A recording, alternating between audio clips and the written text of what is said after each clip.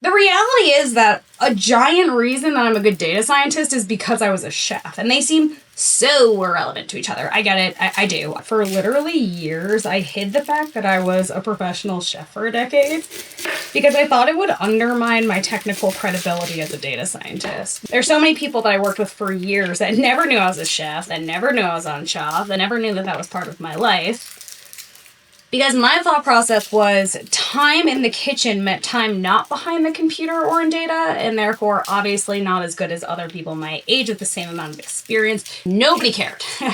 Nobody cared. But on top of the fact that in hindsight nobody cared, there are core skills that I learned in a kitchen that make me a better data scientist or make me a better consultant, objectively.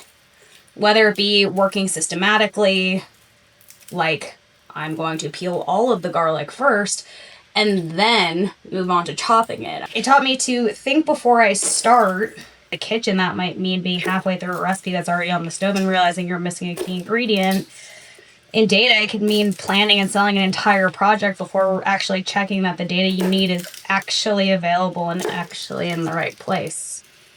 Communication. You probably think communication is totally different. And it is in some ways. I mean, oftentimes I didn't even speak the same language as the people that I was sharing a kitchen with.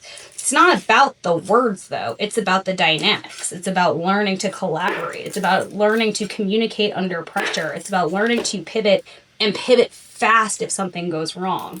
It's about failing fast and learning. When I was about 16, I messed up a lot. A lot of very fancy mushrooms. Talking about hundreds and hundreds of dollars. And for me, that was horrifying because I thought I was going to be in trouble. And I mean, I was. But more so than me was my boss. My boss got in a lot of trouble. And the lesson that I learned was that when you delegate work to somebody else, in this case, my boss had delegated to me, you are responsible for that work. Because if they don't do it right, it means that you didn't teach them correctly. And the same goes with AI. They tell me, oh, well, I tried and the output was bad. My friend, it's yours. You own it. It's yours to teach. It becomes what you make it. That was a lesson that I know I learned in the kitchen. I wouldn't have learned how to communicate when there are barriers. I wouldn't have learned to plan ahead at such a young age. I wouldn't have learned to look around to understand the dynamics, the moving pieces, and how they fit together so I can understand how I can fit into that ecosystem. And the dignity in your work and the product that you're making.